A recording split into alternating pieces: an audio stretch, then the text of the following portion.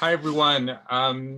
Welcome to the Forward webinar. Why are there so many monuments to Nazis? My name is Rob Eshman. I'm the national editor of Forward, and I want to thank you all for joining us today.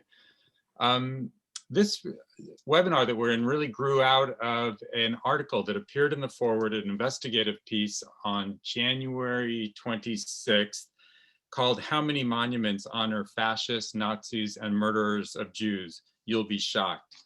It was written by one of our guests today, investigative journalist, author, Lev Golinkin. And it really comes at a time when monuments are getting a lot of press. Monuments are in the news. There's the toppling and removal of statues to heroes, so-called, of the Confederacy, most famously in Charlottesville in August of 2017. And so we're going to deal with the issue of why these monuments exist, what their purpose is, what our response to them should be. And we have it coming from two very interesting and different perspectives, thanks to our great guests today. So I'm going to introduce our guests, and then I'm going to do some questions and answers with them. And during that time, feel free to write in the Q&A down below. If you have questions, I will ask them to the guests when we have time. And let's get started. So our first guest that I'm going to introduce is Lev Golinkin. Lev actually wrote the piece in the foreword. Lev is the author of A Backpack, a Bear, and 8 Crates of Vodka. He is a graduate of Boston College. He came to the United States as a child refugee from the Ukrainian city of Kharkov in 1990. His op-eds and essays on the Ukraine crisis and other issues have appeared in the New York Times, the Los Angeles Times, and of course, the Forward. Our second guest today is Professor Lionel Kimble, who is just parking his car. So he's going to be joining us in the flesh in a second, but I know he could hear us right now. Lionel Kimble is an associate professor of history at Chicago State University. He's the author of A New Deal for Bronzeville, Housing, Employment, and Civil Rights in Black Chicago, 1935 to 1955. And he is the vice president for programs for the Association for the Study of African-American Life and History. Really honored to have you two with us today, and for everybody who's joined, thank you for joining us. So Lev, I'm going to start with you. You wrote this magnum opus for the Forward. It took you months to do. I know because I edited it. And why do these monuments matter?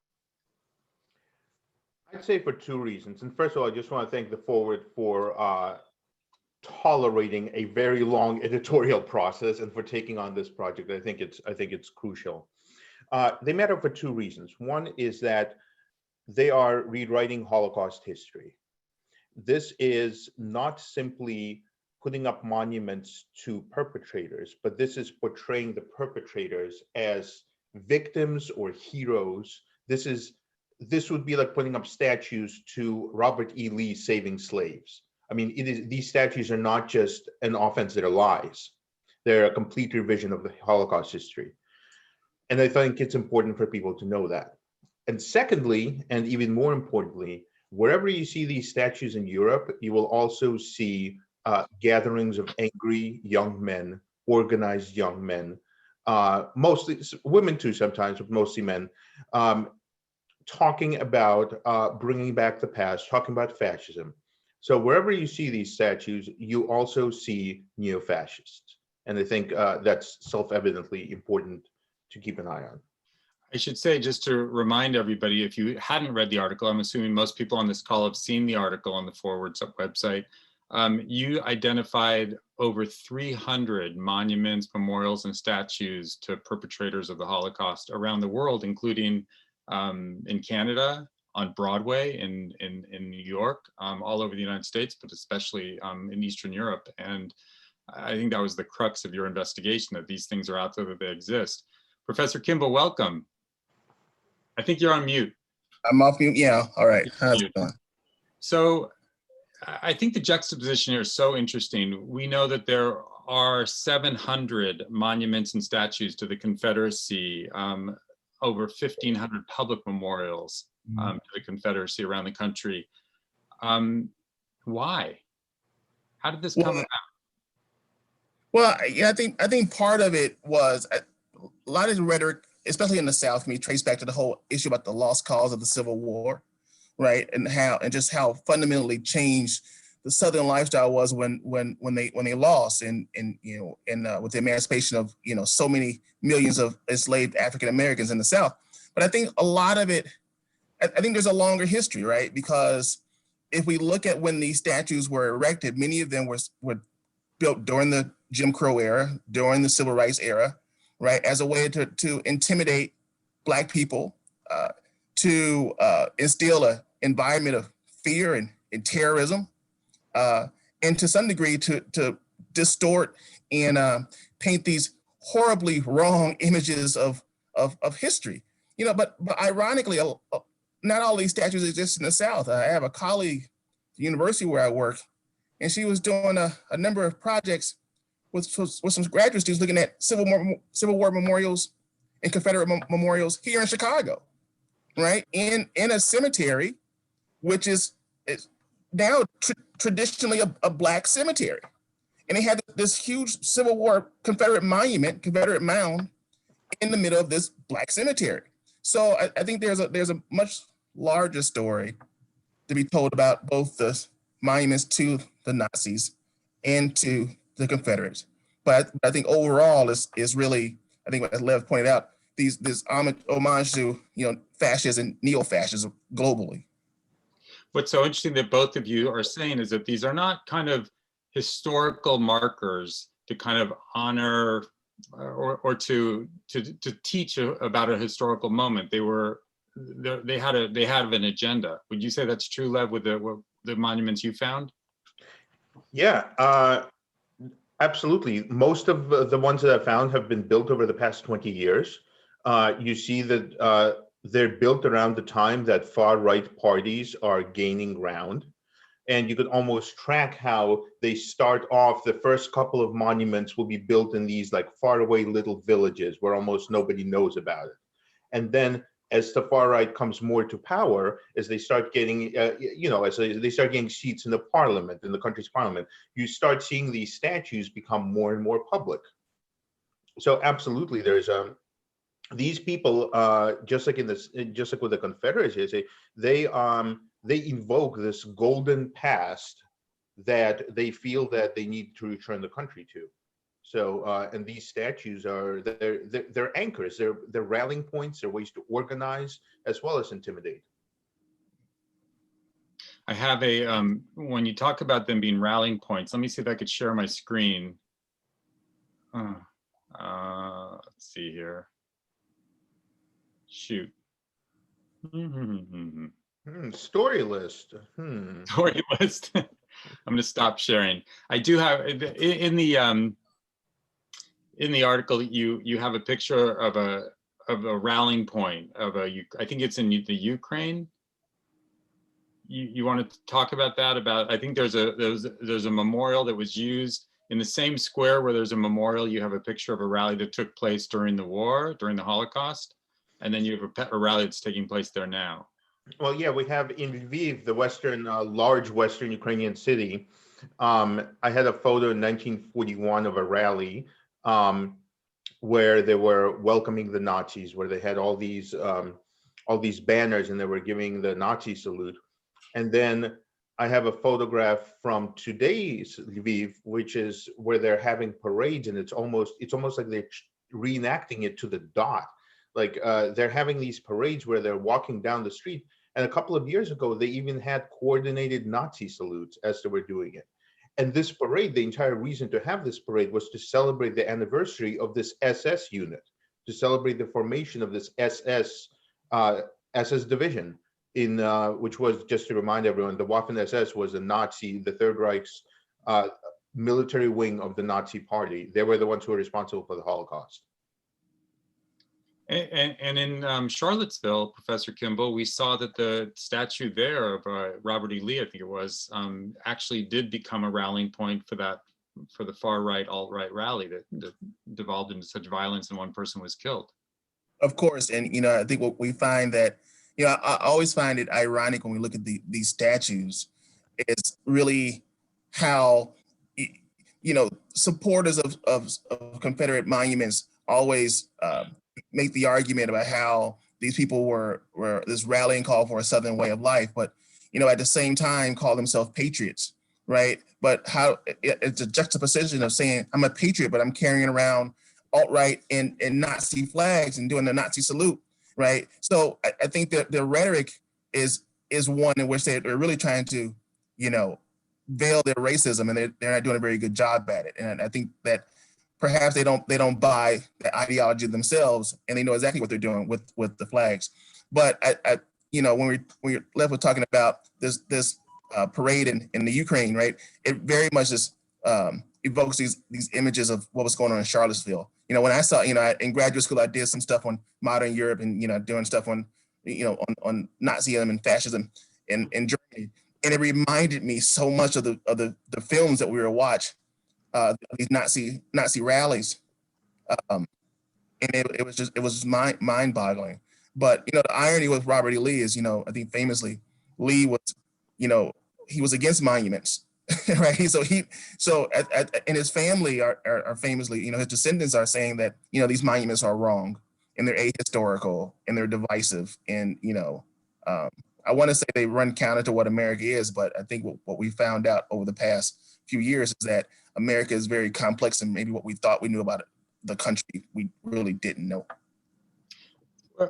Well, it does go to this fact. I think HuffPo and CNN did polls and found that most people in the South didn't want these monuments taken down. They see them as part of their heritage, their inheritance, their legacy. Is it possible that, most of these people, I mean, are they wrong? Are they, how do you tell them that, okay, maybe, you like these, you grew up with them, they're pretty pieces of art or they're pieces of art in your community, but how do you explain to them that, what their bigger impact is? I think that there's a larger discussion about who has access to the public space. And I think that during the time these monuments were erected during Jim Crow, there was, the argument was made that Black people didn't have the same access to the public space that white people did. And now, if as we see these different election results of changing demographics in the South, I like to say that all of the Black folks who left Illinois, left Chicago, moved to Atlanta, helped swing the election in Georgia. But I think we really need to have these conversations about what the public space is and who has access to the public space. And when the public space becomes a violent environment for the people who want to occupy it, I think that the public and the community needs to come together and say, this is what we need to do to change what we know as the public. Now, as a historian, right, I think there is an important place for these monuments. I think they belong in museums. If we're going to talk about them, I think if we're going to make the case that they are a part of Southern culture and American history, which many of them are, right, I think that the quote, the great 20th century philosopher Indiana Jones, right? They belong in a museum. Put them in a museum and have real historical interpretations and conversations around them. The way we present these monuments now are ahistorical and they're not based in fact. And I think without these real conversations about American history, keep having these conversations and keep having these fights. So as a historian, that's your preferred solution to these monuments, is not to destroy them necessarily, not to topple them and trash them, but to actually move them into a museum and put them in the larger historical context. That's what I would argue. And I think there's a conversation within the historical profession, especially among Black historians, and as I say, there's a use, you can learn a lot about discussing bad history. Yeah, we still talk about these bad narratives, these bad monographs about, the passive slave and the benign institution of slavery. And there's a reason why graduate students still read that stuff, because we learn a lot about bad history, and how the world used to think and how historiography, the writing of history, has changed, right, over time. And how can we address these things? I always talk about American history. I know I'm talking a whole lot here, but I think we call America the history wasteland. We throw history away. We tear down old buildings. We tear down old monuments without having any conversations about them. And if we are going to exist with these monuments in the same environment, perhaps we need to have, historical interpretations around the truth of who these men and women were. So one of the criticisms, Lev, is, and Professor Kimball, it's that if you take away these monuments, you're erasing the past. But what you're saying is you don't erase the past, you just move the past into the right context. And the past doesn't go away because you tear down a statue. The story is what it is, and it's never going to change. The statues are one person's interpretation of what history is. The story is never going to change. World War II is going to be World War II. Right. Lev, it's a little different with the Nazi monuments you're talking about, because those don't even purport to be kind of historical. I mean, these are newer monuments.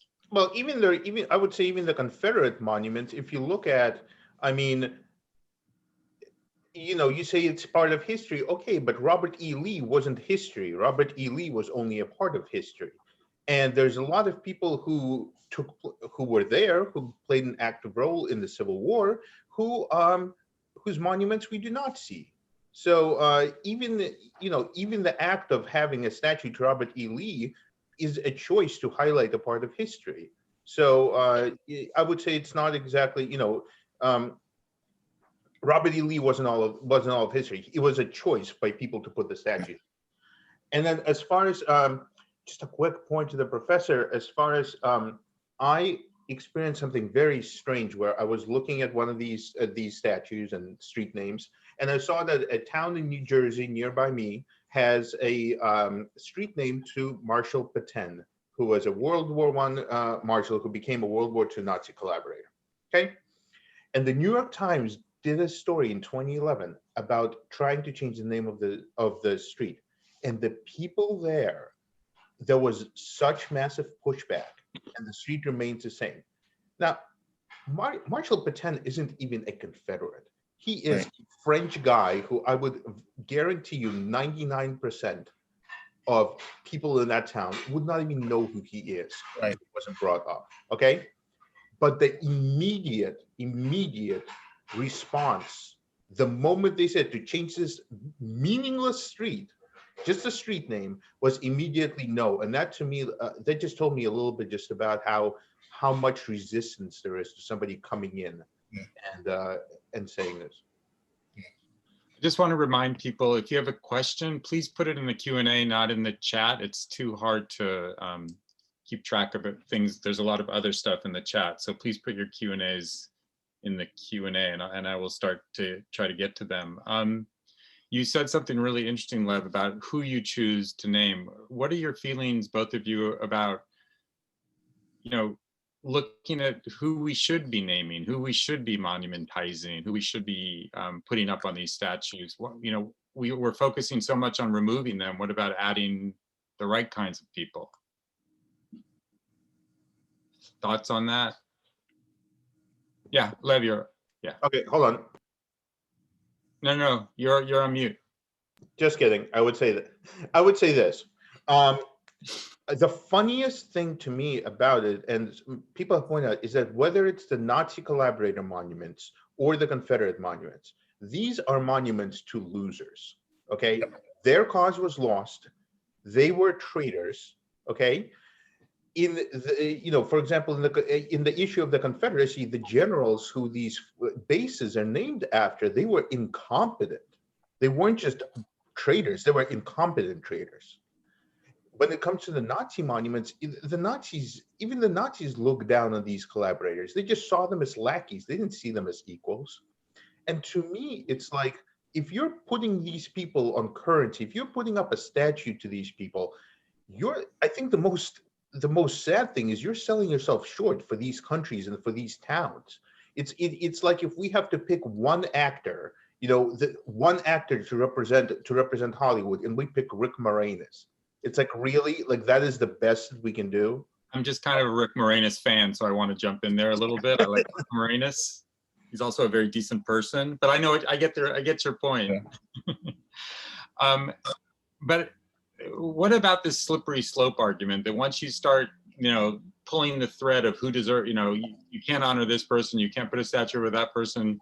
One of the things you hear from a lot of people is first they come after Stonewall Jackson, then they come after George Washington, then they come after, whoever. But how do you answer that, Professor Kimball?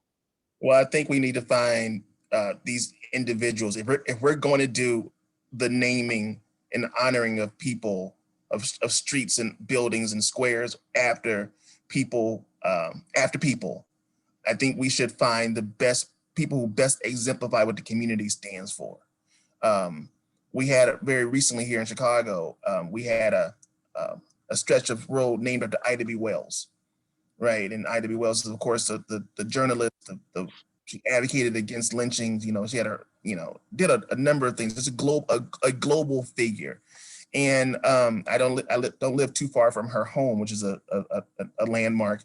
And they're erecting a statue of her, not in a park near where she lives. I think it'll be maybe the second or third statue to a Black woman in the United States. And I think that, there are many more people like Ida B. Wells who best exemplify what a community could stand for, what people could and ought to be, than those folks who we hold up as Lev said, were traitors, because that's one of the arguments I made, earlier this summer about, Civil War generals and as traitors to the Republic. They wanted to tear down the Republic, essentially. And so there are these people who are out there, and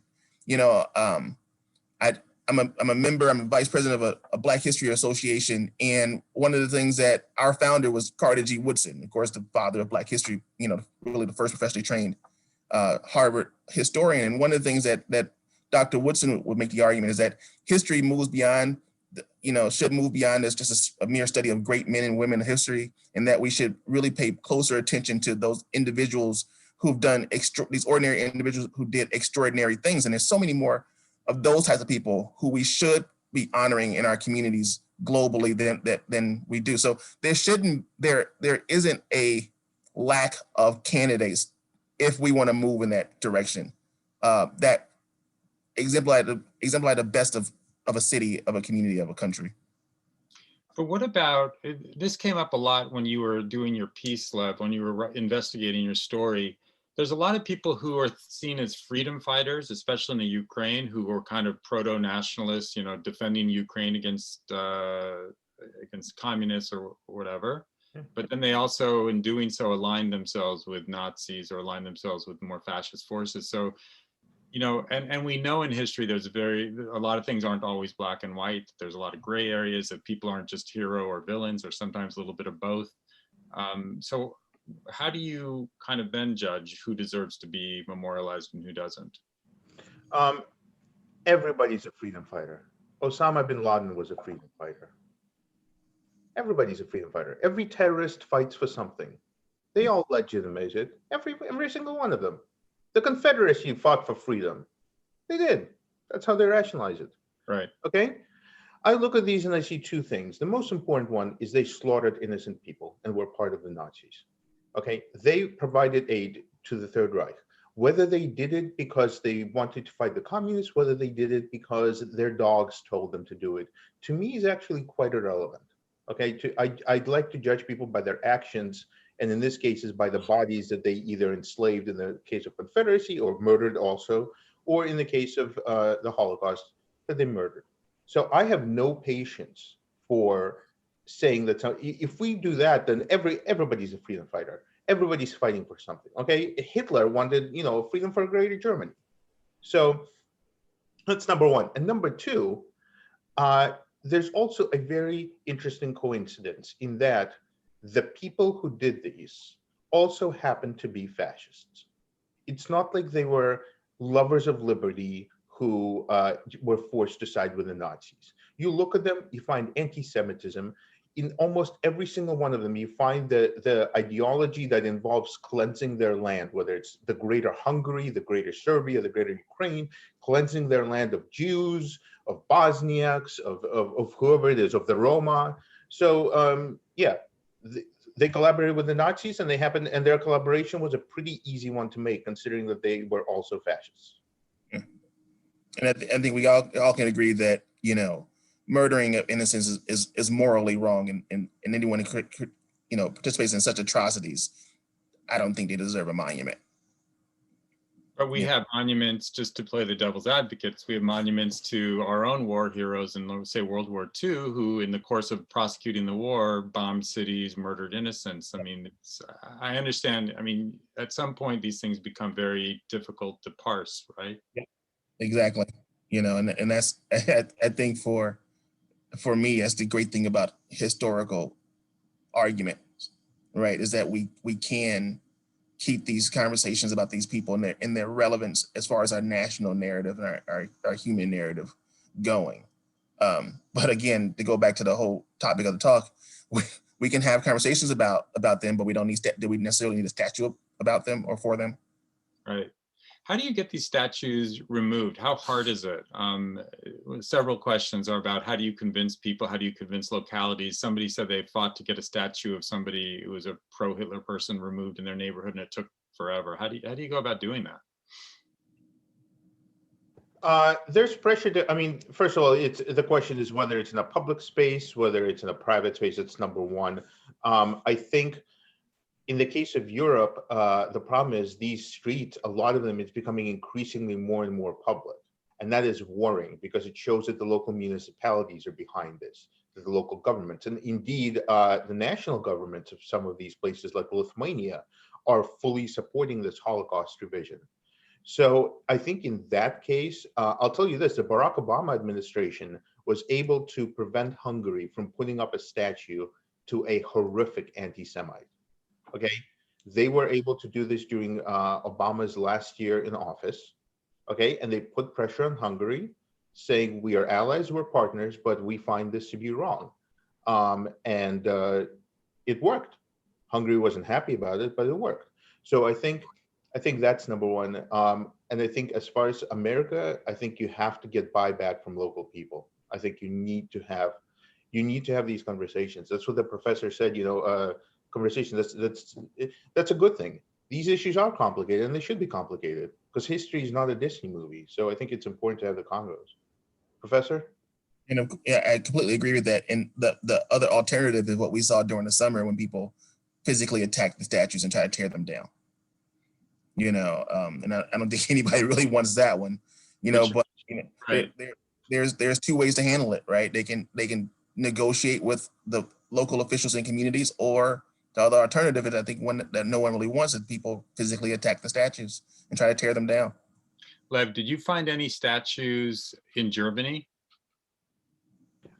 There's one plaque that I didn't include that we'll be including on the update, but no, in general, Germany has been, well, and this is also the problem. A lot of these other countries, they just blame Germany, and they said it's all Germany's fault.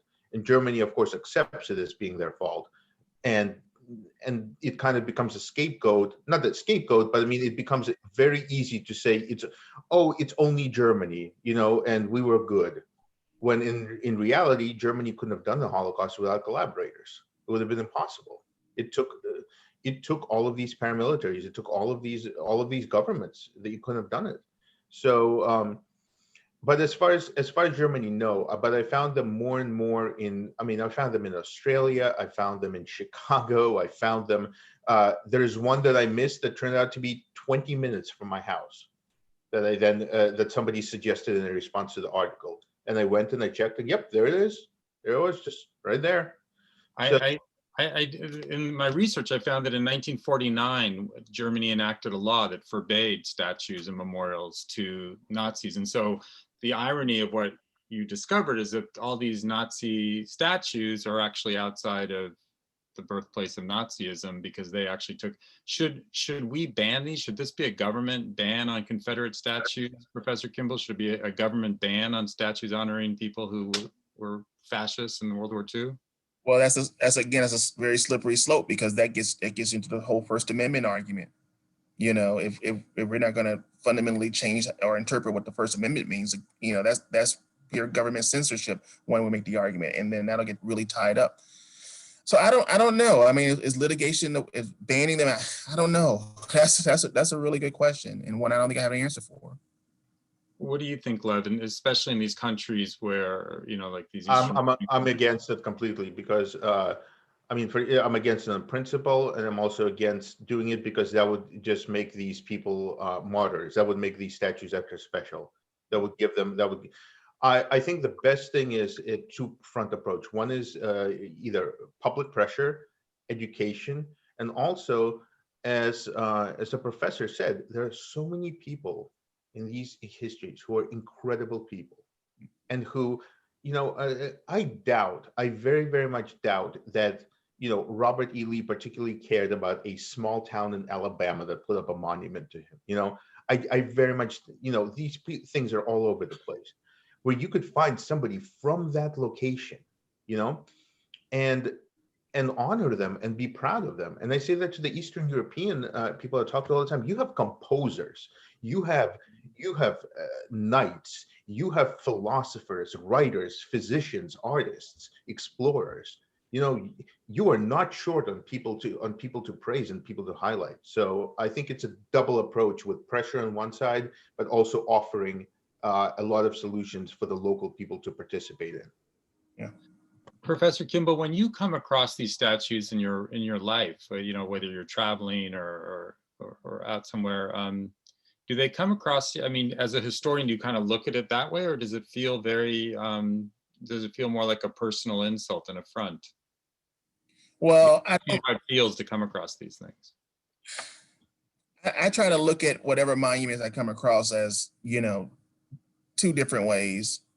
You know, I mean, the problematic of who they are, but also, you know, I think public art has a place in our society. Like this summer, after so much of the unrest here that we saw in many other cities, I would, you know, and during COVID, I would walk, because my gym was closed. I would walk up it, and I happened to, you know, on my morning walk, come across this vandalized George Washington statue at the entrance of Washington Park here in my neighborhood.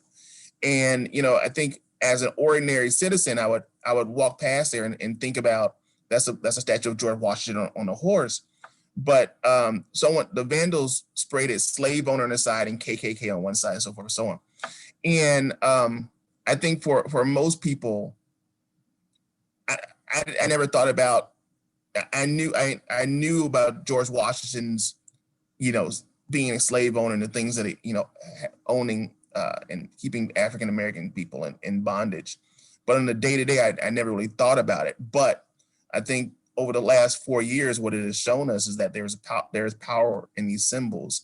And I think as I move through the world now, I become much more critical about what these statues and what these people mean. But I want to pivot for a second at something that Lev said, that about there being one monument in Germany, right? And I think that if we think about how the Germans tried to rethink who they were after World War II, I think there was this moment that America could have done such things, but because of, you know, Jim Crow, I think there was absolute refusal to do it. And part of me can't help but think that is this neo-fascism around these monuments that we see, are they responding to the browning of America? And I'm not sure if Lev notices globally, but I think, you know, there's these well-known studies about how, you know, as we move through the 21st century, the United States will be more and more of a brown country. And is this a white rejection of this diversity in America and wanting to hold on to these symbols of whiteness, right? I did some comments on the 1776 commission report that came out on Martin Luther King's birthday, and there were some glaring holes in that document. So there are some conversations that aren't being had about history, and I think a lot of it can be traced back to how we teach it to our children. But, you know, it's dangerous. Is there? I think you raised such a good point, because in a sense, when I was raising the idea of Germany, they kind of confronted their past. They confronted what they did. Granted, it was in a very narrow time frame. It was, you know, horrific, but it was really a limited amount of time. Whereas America's had this, you know, hundreds of years of history where it really hasn't confronted it. and we kind of see that in the fact that Germany, put its foot down and said no monuments, and America is still struggling with this. Lev, is there pushback in these countries against these monuments, like there is now pushback here in America? Very little. I mean, in Ukraine, it can be dangerous, for example. And so, same thing in Lithuania. People who fought for it had you could lose your job, you could have additional public pressures. So especially where the government supports it. So there are some people who I've talked to, and I very deeply respect them, who live in these countries and who speak out and potentially put their lives in danger for this. And I think it's tremendous. But it's very hard, especially once these become institutionalized, once the government starts teaching this perverted version of history. But to pivot to what one of you said, you said about being erased and whether these neo-fascists worry about being erased. Absolutely, they worry about it in an existential manner, okay? Everywhere you go, from the Charlottesville marchers to Dylan Ruff, the murderer of 9 African Americans in Charleston, to Eastern Europe, you see this one unifying thread is that these people believe they're truly going to be exterminated. They believe they will be wiped away from the face of the earth. Okay? And so the statues give them something like tangible, like Yeah. And you know what? And I thought of this for a while, and I'm like obviously that's insane, okay? But I'm like, why do these people think that way, okay? Why do these people think that if we introduce Maya Angelou, then Shakespeare is going to be gone? You know what I mean? Like, as if there isn't room in the world for both Shakespeare and Maya Angelou, you know? And I realized, you know why? Because that's what their heroes did. Because that's what slavers and colonizers and fascists did.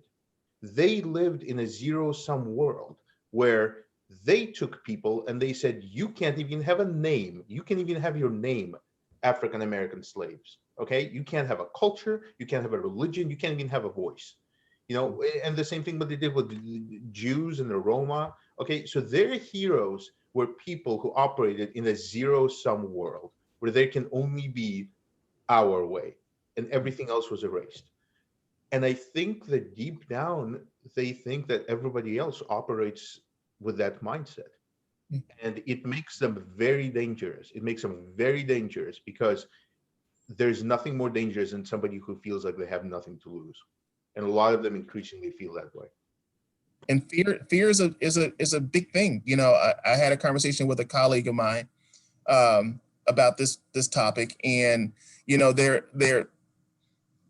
we can't underestimate the power of this fear of retribution and retaliation. You know, I think by and large, most fascists believe that if given the opportunity, African Americans in particular would, if given power, they would come and do the exact same things that we did to them to us. And by and large, most people who have been oppressed largely want to be left alone. You know, leave me alone and let me be, right? But, you know, it's this irrational, there's an irrational fear that led to the Civil War. There's an irrational fear that led to the rise of Jim Crow. There's irrational fear that led to hyper-segregation in our communities, right? That if given an opportunity, Black people would do the same things we did to them, right, to us. And historically, this has never played out on a large scale. I mean, there have been these moments here and there, but, you know, especially after the end of slavery, or when enslaved people try to emancipate themselves. But by and large, this has never happened, you know?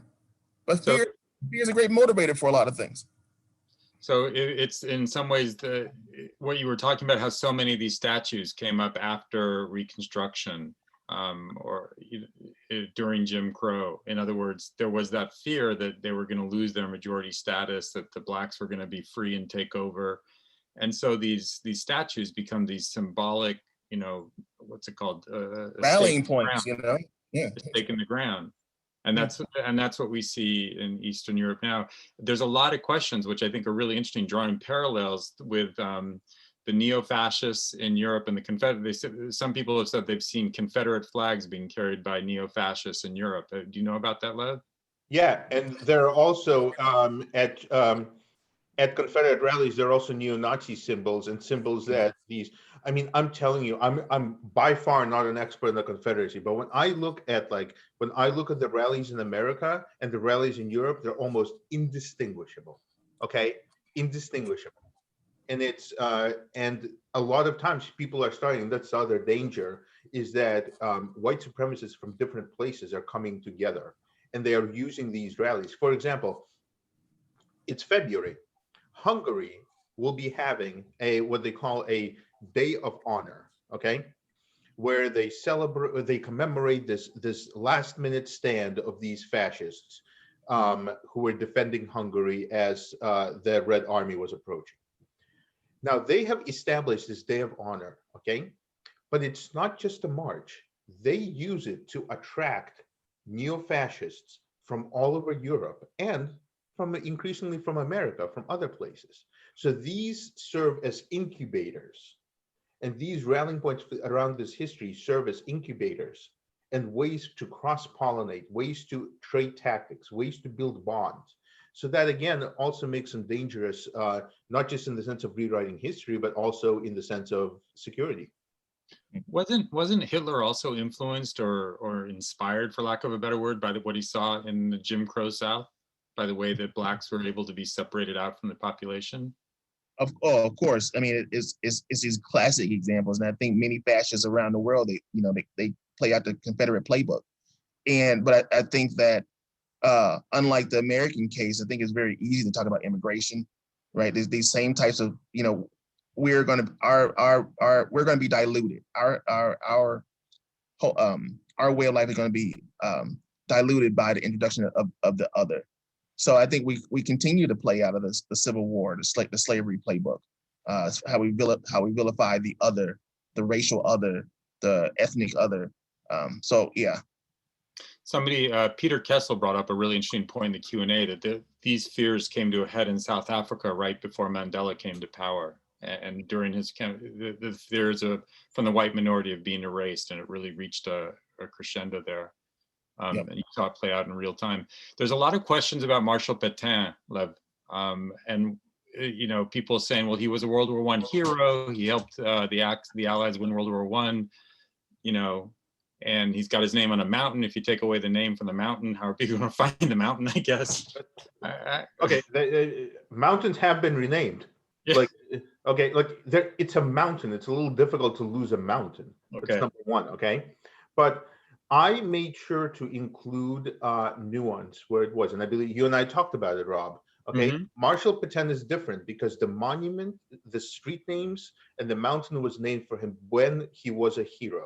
Okay, in other words, unlike the Confederate statues and the other statues, he was named for because he was a hero, not because he was a slaver or a Nazi. Okay, so that's important. Okay, that said, for example, the Broadway plaques in New York that were put up in his name, they were put up recently, and the people there should have known it. And the mayor of New York, at first, 2 years ago, he said, "Oh, we're gonna change them. We're gonna get rid of them." Then he said, "Oh no, we're not gonna get rid of them." He had a panel that spent 4 months exploring it, and then they said, "You know what? We're gonna use it as a teaching moment." I'm not sure what teaching moment happened because not even an asterisk was there. Okay, but I'll tell you this. France no longer has Pétain streets. France no longer has Pétain streets. Okay, and the question that again arises is one thing. I mean, we do this all the time. Somebody can be a hero, but then we take into context something else. I'm not saying we need to hunt down we need to accuse people who put them up. They put them up because he was a hero, but he isn't a hero anymore. It's not that it's not that difficult in this case. Professor Kimble, where do you stand in that vein on monuments to to Washington and Jefferson and people who were clearly enslavers? Yeah, so somehow we have to separate, right, that these men were helping shape the republic, and we can't take that away from them. And I think what Lev was saying, history changes. And if we're going to keep these monuments, if we're going to keep the Washington Monument and the Lincoln Memorial and the if we're going to keep these things as these important historical sites, we need the professionals, the National Park Service, historians, community historians, to really work to relabel, to put put plaques on the monuments to tell the truth about who these people were, right? We're not going to change how facts have occurred. Facts that we can have different opinions, we can't have different facts. But what we do with these statues and how we interpret their meaning, that's one of the steps that we have to take. And I don't think we're doing a very good job of it right now. But I think we're heading down that road. Some way, I'm sorry. No, but to go off your point, it seems in some ways we put up these statues in lieu of teaching history. Like as a lazy shorthand way of saying this is history, when in fact, as you're saying, it's got nothing in kind. And they're politicized too. I mean, we had this thing about, Christopher Columbus here. Like, why, the Columbus statue goes up in Chicago because Chicago's had this huge Italian population. And, Columbus has no connection to Chicago outside of the people who lived here, right? But we had to talk about who Columbus was. Columbus brought genocide to the native people of this part of the world. Is his existence important? Yeah. Was he a symbol for the people who lived here? Yeah. Did he do horrible things? Yeah, too. So we can talk about Columbus. Like, this is how we talk about Columbus, and native and indigenous people, and slavery. Columbus doesn't go away. Columbus as an individual and the exploits of Columbus, they're there in perpetuity, right? And when they're going to talk about this statue, let's talk about Columbus and what he did and why he's in Chicago. So part of the challenge is really figuring out a way to contextualize these statues, whether they appear in a park or in a museum. And the museums are doing a better job at this now. I think that, I think there's a group of people who are moving in our museums who have, this training in history. And I mean, we see the development of public history curriculums and programs across the country. I think that we're going to get a different type of archivist, a different type of, public historian that are being developed, and especially coming out of the changing world, the world since President Obama, right? In which we're challenged to confront our racial bias, right? I think we're having a community of scholars that are coming out of our universities now who are interested in telling the truth about public art, public history. And I think going off of what Lionel said too, we absolutely must start teaching history for real, because we are not having these discussions. We are having a black and white thing, and history is not black and white, and history is complicated. And the most important thing here is that people say history doesn't matter. History matters because if you bury it without dealing with it, it'll come back. Hence, we're talking about the Civil War in 2021. Okay. Hence, we're still talking about, in Europe, they're still fighting World War II. Okay, because they haven't, unlike Germany, they haven't dealt with it. Okay, so eventually it will rise up. For me, I was just thinking this is a slightly different thing, but there's a lot of Black Americans who are hesitant about vaccines because of the Tuskegee experiment. Okay, and it comes up, and it just hit me like, to so many people, it's just a little thing you memorize for a history test. But to these people, it's real. It happens and it's impacting them. So we must absolutely start teaching history and talking about history, because ignoring it doesn't work. That is the one thing that we can see. It doesn't. And the other aspect that has to do with these markers and memorials that a lot of people brought up in the questions is more markers, memorials, statues to victims, to heroes who saved people. We've seen with Brian Stevenson at the Lynching Museum in Montgomery, kind of telling the story through history, through markers, through memorials, but in a very different way. And I wonder, like, are there enough people on that side to counter the people on the other side? I mean, we're good at kind of protesting statues, trying to get them torn down, but is there enough of a movement, do you think, to put up these other kinds of statues? There probably should be. I don't think there is right now. I think, and maybe you can point this out globally. There's this reactionary stance, this reactionary attack on these monuments and statues early on, which I think is basic human nature to want to lash out at these sites. But I think as we move through time, I think that there will be, as I mentioned before, there will be this movement to address these monuments in some way, in some productive way, through historical interpretation. That's my hope anyway. Do you see that happening in Eastern Europe, in these places where these other, these World War II monuments are, Lev? No, especially because so often governments are picking it up. And I'll tell you this, I mean, it's very much human nature to resist, as Lionel pointed out, because look, I remember in 2014, when Ukraine had the Maidan uprising, Eastern Ukraine still had Lenin statues. And I'm from Eastern Ukraine. Mm. And people from Western Ukraine came and they tore these statues down, okay? The people in my city in Eastern Ukraine, if they wanted to tear it down, they would have torn it down, okay? And I just remember, even though I think Lenin was a monster, I just remember kind of just thinking, who are they to come into the city and do it? You know, the people of the city need to be addressing this. So I think it is very important to get buy-in from people locally. I think that is one of the biggest keys, because it's human nature. You push me, I'm gonna push back, okay? So, and a big part of it is just education, and also, like you said, Rob, not just focusing on tearing down, but also focusing on what you're gonna replace it with.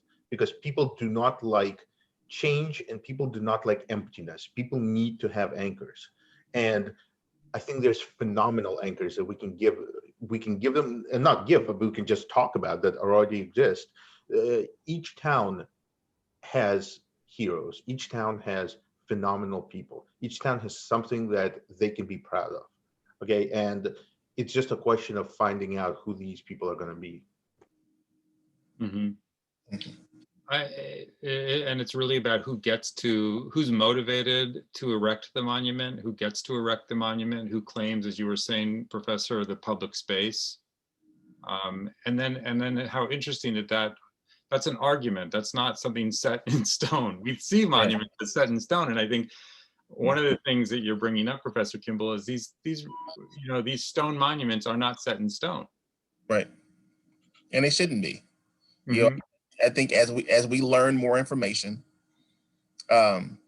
we should engage in these conversations. I tell my students, I'm not wedded to any position that my mind will not be changed with given new information. And I think that we too often we don't adhere to such philosophies, especially in the United States. You know, we're so dogmatic that what I say, what I believe is the truth, regardless of whatever information I have or I don't have. But I think a lot of that goes back to how we teach history, because history provides a way to think about the world in a very nuanced and complex way. And since we don't teach history very well, we've emphasized math and science, we've emphasized STEM so much over the past 20, 25 years. And we don't train our students to be thinkers and critical thinkers about the world. We find ourselves in a position where no one wants to rely on facts and evidence. Facts and evidence don't matter. It's how loud you talk. It's how much conspiracies and how much stuff we find on the internet, and that's the truth. Historians, we try and we strive to find the capital T truth, even though we'll never find it. But it's the journey to to tell the true story of us, to master the narrative of the things that we endeavor for. And we need to teach our students how to do that too, how to be thinkers. In response to what you were saying just then, we have a comment from an elementary school teacher who said there's just, in school, there's just no time to really teach this. And so, and so it becomes these monuments, these statues, as misleading as they could be, become the way people come across history, which could be a very dangerous thing. Yeah, the one thing I just wanted to stress too is, as somebody who covers white terrorism, I will tell you that we may not be thinking about history in America, and we should, but you know who is? The white supremacists. Yep. They are very, I mean, you look at Dylan Ruff, the man who killed in Charleston, you look at him and you think of it, this is just a guy who knows nothing, okay? You read his manifesto, he is operating on a scale that's global and that stretches back centuries. He is thinking about the colonizing Africa. He is thinking about things in a much bigger scale, an astonishing scale. You look at the New Zealand terrorists, the New Zealand terrorists had symbols from medieval Serbian battles. These people are thinking long term, and thinking about history, as Lionel said, it's an important exercise. We need to do it. Just as we need to know math. So I think it's crucial, and not just crucial in a nice point of view, also crucial because, as I said, the people who seek to do us harm, they certainly are taking history very seriously. And I think in response, a few people have said, you know, why are we talking about Robert E. Lee? We should be talking about the Nazi memorials. In other words, they see this big, but I think one of the things I'm getting from both of you is that there's very little distinction, in a sense, that there are these memorials, whether they're put up for a Confederate person or a fascist in World War II, same purpose. And today, the people that follow them are using both these are mixing and matching this symbology. Not to sound cliche, but those who don't know history are doomed to repeat it. In these monuments and the glorification of these monuments, both Confederate and Nazi, that's a dangerous precedent. That's a dangerous road we're walking down, because, you know, we all know the importance of symbols, right? You know, just looking at the rise of Nazism is about symbols. Symbols are very important. And if we don't do anything to address these new symbols, who knows what's going to happen? Yeah. Mm-hmm. I think we talk about Confederate because there are over 700 Confederate monuments in America, and it's a much bigger part of our history. So I think it's natural to focus on them, just like in Europe, it's much more natural to have the discussion about Nazis. But there is just every time I come across a neo-Nazi monument or a story about as a rally or a story about this, I immediately just think about the Confederate. It's just, there's so many similarities. The people who defend them have the same type of mindset. And I think it's important to talk about the Nazi monuments in America, simply because so few people know about it. But I also think it's very natural to talk about the Confederacy, because that is the bigger part of our history.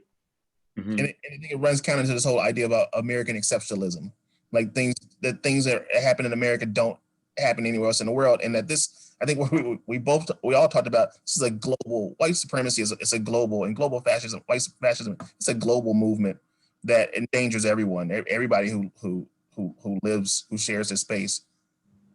I want to go back to the school teacher for a second, Rob, if I can. One of the things that the Association for the Study of African American Life and History, what we did when the pandemic came, is that we started a YouTube channel called Asala TV, in which we provide Black history programming for teachers and for folks who are doing e-learning. And what we found, and I have a preteen and a teenager, and there are tons of really, really good sites on YouTube. I mean, that's where our children, that's the space they occupy now. So, and I found some really good educational tools to supplement the teaching of history that I provide to my student teachers, and I suggest to the other parents who are out there looking for resources. There's some really good stuff out there, and there's a lot of groups like ours that are putting programming out there for parents and teachers who there's just not enough time in the day to provide this information. And I think that is phenomenal, because so often the simplest reason why people don't like history is because they say it's boring. Of course it's boring. You can make anything boring if you can make fireworks boring. You can make whatever you want boring if you write about it in a boring way, you know. And I think now with YouTube and with different groups doing this, history is fascinating. You know, just the question is to not write about it, to not present it in a dry, boring, these are the dates, and memorize them and give them back to me on the test. And so I think one of the most important things is we do have a flowering of ways to address and to narrow down to age level people with history. And I think that's a very positive, fantastic thing.